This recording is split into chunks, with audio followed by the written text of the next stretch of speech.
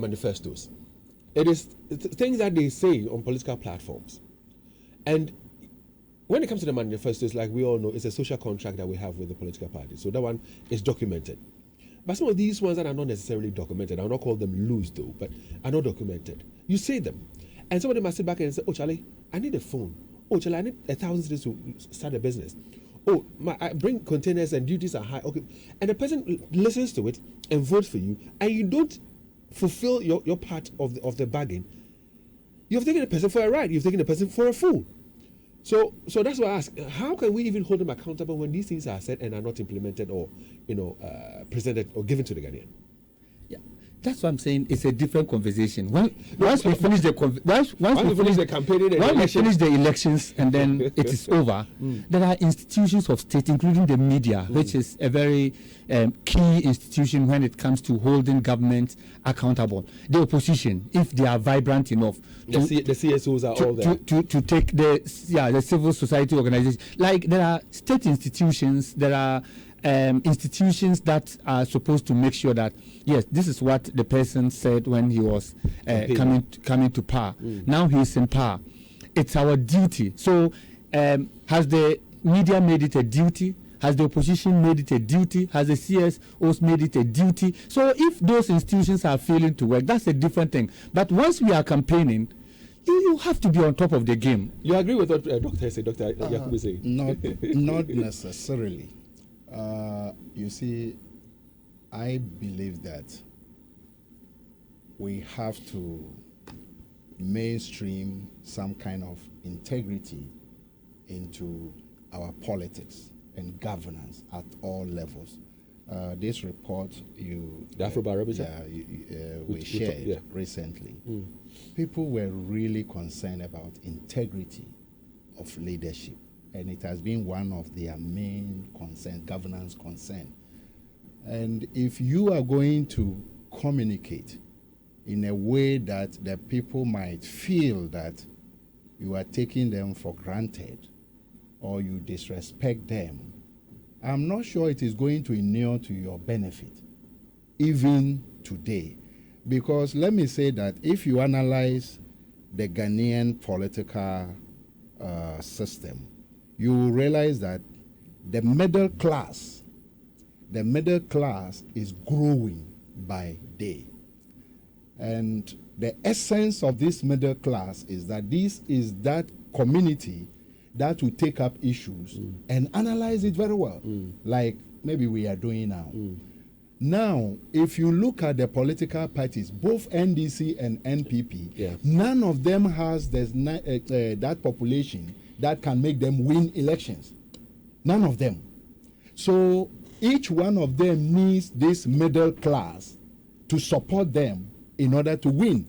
In fact, in 2016, I believe that it is that middle class which shifted to the side of the NPP that made the NPP win the elections. Okay. And so if you are communicating, if I were the one, I wouldn't take any communication for granted. But Prof, Doc mentions that it's a game. Yeah. And you want to win an election. There's an end, target. Yeah. If you come with that sincerity, how many people buy into it and say they're voting for you? They want to hear wild things. And I'm sure that over the years, that's what they have realized that works for them. So if you come and you're being sincere, who would vote for you? But do you know, do you know these very people that you think want to hear wild things, are you sure this particular one city supporting, they believed in it? That's what Dr. Nyaba says. They have a target. I am not sure even those targets, it is not properly targeted. Because the people are not sure they believe that. No, if you go to some communities, like you said yourself that in some rural areas, they've never seen 200 Ghana cities before. Yes. So when you come and you say that, you'll give your phone and you pay one city, they're like, oh yeah, don't believe in it. Doc, I know you want to add something. Please go ahead. Yeah. I just wanted to give an example of some of the major 2016 stuff by the MPP. We will pay nursing allowance. Yeah. Apply logic to it. You see, the NDC were more reasonable that we can't even absorb these people into the spaces when they graduate. Why don't we invest so that we can get these people? we will pay teachers allowance. You see, people didn't want to be teachers. So let's encourage people by giving them allowance. We got a lot of teachers. We didn't even have places to post them to. So the dynamics was shifting. Our own book and research allowance, as much as we argued that it was part of conditions of service, there was a kind of logic that, okay, yes, this is for research. Why don't we put it into a pool? The argument was that it will become politicized. You can't access it if you don't have. You see, there was a logic. You understand? But So, even, just to add something little, there was a logic. even the nurses' allowance and that of the teachers' allowance, when the NDC decided to scrap it, enrollment went up. Enrollment went high. So it tells that people were willing to even enroll, pay for their fees, and get the training. Yes. So I was just talking about some of these promises that touched The hearts of people, free senior high school. You see, I always beg to differ when it comes to some of these research or polls that people do, because you see, the last time I was here, I was talking about cultural dynamics, peculiar cultural dynamics in Africa here, that if you don't take that into consideration, your methodology may fail you if it is Western. You see, we are a caliber of people in a continent where you will not meet me and ask, because I am a lecturer and the expectations of me, I will not say I've been voting for one party since 92 or 96. I always change. Meanwhile, the reality is that many middle class people have voted for one party since, no matter what. The worst they can do is not to vote. Yeah. So it's not about class in this country. It's not about education in this country.